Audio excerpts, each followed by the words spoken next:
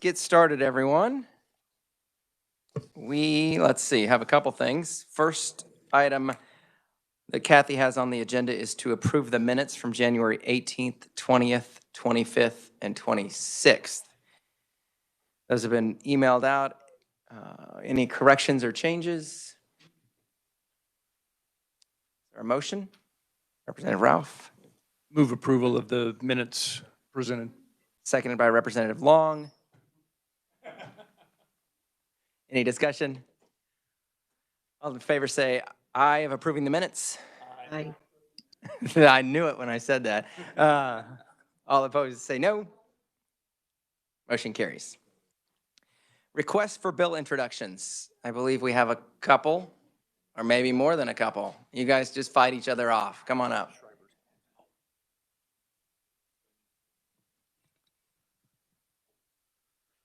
Oh, here it comes. Thank you, Mr. Chairman, members of the committee. On behalf of the Kansas, Mike O'Neill for the Kansas Policy Institute, 22 RS 2487, which is a civil asset forfeiture reform bill. Any questions, committee? Everyone online can hear us, correct? Yes, okay, good. Any objection? We will get that introduced. Thank you, Mr. Chairman. Come on up. Good afternoon, Mr. Chairman, members of the committee. I'm Allie Devine, and I'm here representing Butler Law, or Butler and Associates here in Topeka. And we'd like the introduction of RS 2977, 22 RS 2977, and it deals with the collection of criminal restitution. Okay, any questions? Any objection? We will get that one introduced. Thank you. Jeff?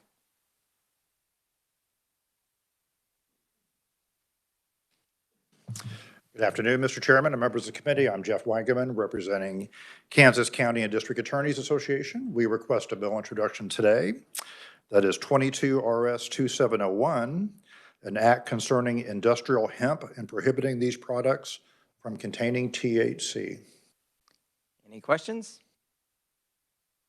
Any objection? We will get that one introduced. Thank you. Committee. Representative Schreiber. No, you're fine there. Mr. Chairman, I'd like to introduce RS 2934. It deals with civil actions relating to the limitations on actions for claims for damages caused by childhood sexual abuse. Any questions? Objection? We'll get that one introduced. Anyone else? So you all know we're not meeting tomorrow, so we will have Thursday and we will have Monday, and that's the end of requests. So you've got 2 more meetings if you're going to request something in here. The clock is ticking. Before we open our hearing, as you'll recall in House Bill 2078 last year, that was the bill that suspended statutory speedy trial. One of the things we added in that bill was a requirement that the courts give us a report each year with certain data in it, number of cases still pending, number of cases resolved. There's 4 or 5 things we required. The court did send me that report. I'm going to have Kathy distribute that out to the committee, and then it will be a public record if it's not already. We want to make sure it is. So putting that out here on the record so we can get that distributed and get it out to whoever would like to see it. Now I will open the hearing on House Bill 2537. And we will have Natalie give us an overview.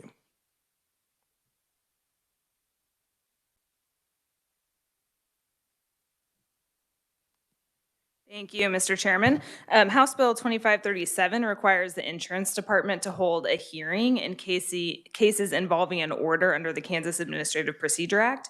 The bill amends KSA 4281. That's the statute that authorizes the Commissioner of Insurance to hold a fact-finding hearing on any matter that is related to the business of insurance. The bill adds a new subsection D that would provide that any person who is subject to an order under the Kansas Administrative Procedure Act at KSA 77502 that was issued by the Commissioner can request a hearing on such order. If that request is made, then the Commissioner shall conduct a hearing, and that hearing shall be conducted in accordance with the provisions of CAPA. And I can take any questions. Any questions for Natalie? Representative Carmichael. Thank you, Mr. Chairman. Ms. Scott, I'm a little concerned about whether we have the right language here to prevent stale claims. The Administrative Procedures Act, I think, internally contains some deadlines for the time within which to appeal pursuant to the act. Sometimes we have statutes that provide specific opportunities, something about unemployment, for example, a certain number of days. And I just wonder, the way this statute is written, I could see an argument to be made that says none of the time deadlines of the Administrative Procedures Act begin to run until a request is made under the act. A countervailing approach would be that a request made beyond the time allowed for in the act would be untimely. And I just want to make sure that we're on the same track, because I think we ought to have some requirement that an aggrieved party bring a timely appeal under the administrative, or a timely request for hearing under the Administrative Procedures Act. Can you help straighten me out on that? Sure. Thank you, Mr. Chairman. Representative Carmichael, I could see why, we're not going into each of the individual statutes and making specific changes to each one. There's obviously a lot of statutes in the realm of insurance that require hearings under CAPA, or at least the procedures to be governed by CAPA.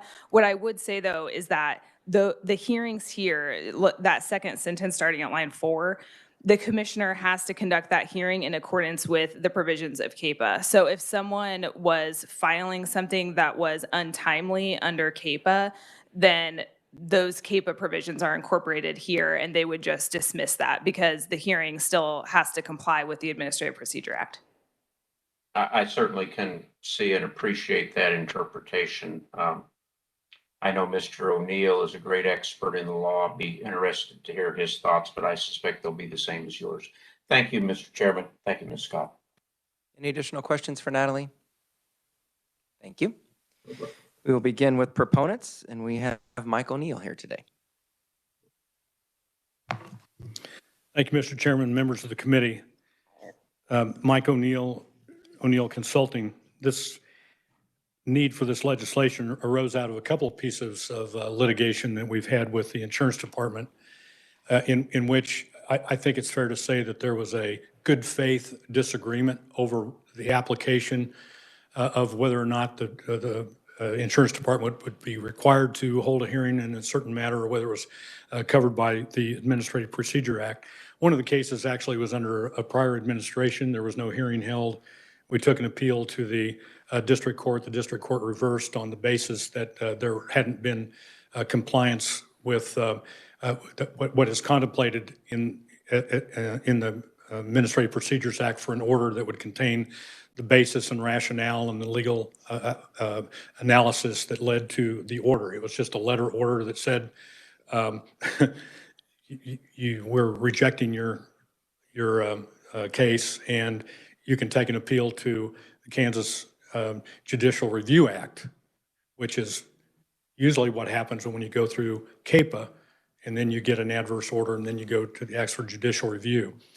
And so I worked with this is one that the department is very familiar with, and I worked with the department. I believe they helped me with some of the language in terms of where we would put it in the statute, and I believe they either have some written testimony for you, or I guess it's written testimony that they're in support of this. So the peanut of it is, and I'll get to Representative Carmichael's question here directly, but the most efficient way of doing this would be just the new subsection.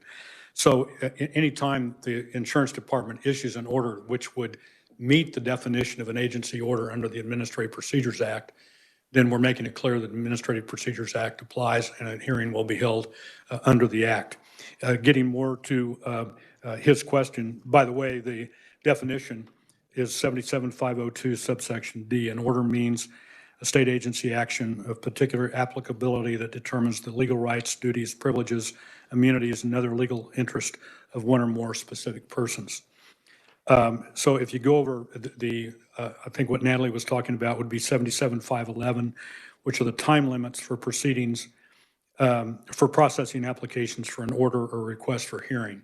And so what is contemplated here, if it's going to be an order that triggers the Administrative Procedures Act, then you go to the Administrative Procedures Act to find what your time limitations are, and generally it's 30 days. And so I think that's addressed, certainly open to any further concerns or questions that Representative Carmichael may have. Good question, but I think it's presently answered in the Administrative Procedures Act, which is not amended in this bill. This section would just make those types of orders applicable in CAPA. What's interesting, there's actually a CAPA statute that says where a hearing shall not be held. It's just not really clear that where the hearing shall be held. And the department took the position that if there's no statute that says the department shall hold a hearing, then it's discretionary on their part. And I think that cleans it up. Obviously, the public policy would be if it's a order that meets the definition of an order under CAPA, that probably the process ought to go through CAPA. And I'd be happy to, hopefully I haven't muddied the waters too much, and I'd be happy to stand for questions. Any questions? Representative Carmichael. Thank you, Mr. Chairman. Mr. O'Neill, I agree with your interpretation of those deadlines. I just wanted to make sure we'd address the issue. And I'm sure based on your testimony, the legislative intent, if not the black letter, is abidingly clear. So I appreciate that clarification. During the course of your testimony, you did mention that there were two decisions which prompted this legislation. One was a district court decision, and I'm not sure we heard about the other one. Could you refresh my memory about the second circumstance that gave rise to the necessity for this legislation? It's actually a group of insurance carriers that contested the calculation of retaliatory taxes. And it's, oh man, we could spend a lot of time talking about computation of retaliatory taxes under the insurance statute. But again, it was a situation where the department felt like they could issue an order without having a hearing. That case is now beyond the jurisdiction of the insurance department. But the first one, I think you may recall, it's been around for 10 years, was the classic fee sweep case that I filed against the state. We won in the Supreme Court, and then the issue before the department was refund of assessments. And that was the one that got reversed by the district court. The department decided then, based upon the remand instructions, that they would hold a hearing that was compliant with CAPA, but we settled that case in the meantime, so it became irrelevant. And I appreciate you explaining what that rose out of. I look forward to seeing a final nail in the coffin of fee sweeps, and I congratulate you on your efforts to accomplish that end, despite what I might have said at the time. Thank you, Mr. Chairman. Other questions? Okay, thank you. Thank you, Mr. Chairman. Yep. Any other proponents? Not seeing any. Committee, we do have written neutral testimony from the Kansas Insurance Department. Anyone else neutral? Have any opponents? Okay, we'll close the hearing on House Bill 2537. Committee, just a couple housekeeping things. If you didn't get the email already, we are not meeting tomorrow. So juggling bills around a little bit. Who knows what tomorrow may look like, but we've got time, at least this week, to reschedule things. So we're going to move tomorrow's bill hearing to Thursday, and then one that we had scheduled for Thursday, they wanted a little more time, so we're going to do that next week. Bills that we may work on Thursday. So we have two bill hearings on Thursday. Bills we may work at this point, which I'm not confident we will, but potentially 2447, 2496, and 2527. The only other thing that I've got is next week at some point, I'm hoping we will be able to work Senate Bill 102. I've talked to you all about that a couple of times. That's the sexually violent predator bill we have. No one's come to me and expressed an interest to have a rehearing, so my intent is to have Natalie go over it with us and then go into working it. If we run into issues, we can certainly, we've got a week to work on it, continue to work on it. But my hope is to schedule that at some point. Well, not really schedule it. I'll just bring it up to work at some point next week. And then, House Bill 2154. That's the bus camera bill that we've had off and on for a number of years. We kicked it out of committee last year. It got below the line. I think it was blessed and then sent back to us or something like that happened with it. So it's back in committee. There's been some discussions whether or not the Department of Education should be the entity that's reviewing the citations that come in, or now the Highway Patrol, and I believe we're going to have an amendment that says the Highway Patrol will take that over. So relook at that bill. I'll remind you next week before we get at it. But look at it and be ready for that, but likely amendment will come. That's all I have. So Representative Heiberger? Representative Owens was ahead of me, so. Representative Owens? I was just going to let you know that I was watching the chamber, and it read that we are canceled tomorrow. All committees are canceled tomorrow. We are not here, and we are pro forma on Thursday, meaning that likely won't have any general orders on Thursday or Friday. So from what my email and messages are saying, a lot of people are heading home for a very long weekend. Okay, well, stay tuned. Well, Just wanted you to be aware, Mr. Chairman. So I think the one that came out from Julie just now said it's the session's pro forma, I believe. Yeah. On Thursday, yeah. So we certainly Return could tomorrow. meet if we wanted to. Representative Heiberger? this may Wouldn't play miss that into, opportunity. this may play into that a little bit. Since SB 102 is not in its house of origin, do we have to have it finished by next week, or can this wait till the end of session? It could wait. It could wait. So, yeah, come visit with me if It'd free us up a little time if we need it. true. And now maybe we need more time. So check your, well, gosh. Give me a second. We've got a while here. I think Representative Owens gets it. Gosh darn it, Owens. Just for the record, I'm thinking the same thing here, like, okay, well, we don't have to be here on Thursday. Do I want to do anything on Thursday afternoon? I wouldn't mind. Okay, so let's just, Well, I don't know. Let me think about that. Representative Patton? okay, we're going to take a 5-minute recess. Don't go anywhere. There you go. 5-minute recess. I like it. Representative Wheeler. You said we have a 2-day deadline to introduce bills. So if we don't meet on Thursday, you would have to request your bills on Monday. Of the following week? Monday, the 7th. Okay. So we still have an opportunity to request bills. Representative Hoheisel, we're going to spend more time talking about Just this. pointing out that we can still meet virtually Thursday. We don't have to meet in the chamber. And I think you can still introduce bills Thursday if we're all at home meeting via Zoom. We just can't vote anything out Thursday. Okay, we're now going to take that recess. Hold on one second.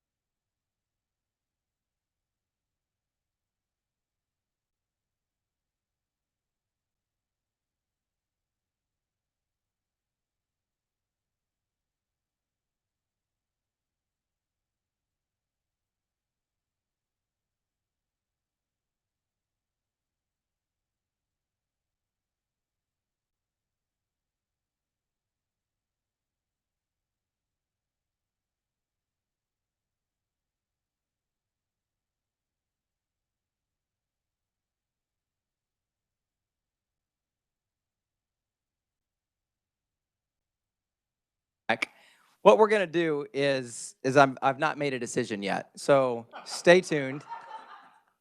I've made a decision not to make a decision. I want to find out for sure that we're pro forma on Friday. And if we're not here Thursday or Friday, then I'm likely to try to reschedule things. If we are going to be here, then then we'll figure it out. And again, you do have WebEx as the option, but then we have some issues of whether or not we have enough people even here to accept bills and those types of things. So stay tuned. I'll have Kathy get something out later today. So yes, Representative Hoheisel. Thank you, Mr. Chair. I'd just point out that there is somebody on this committee that lives right down the street in Topeka, so they could trek here and accept the bills for us. Well, it's a little more complicated than that, but I'm sure I'll be here. I'm not going to stay home all day long. I'd go crazy. Okay.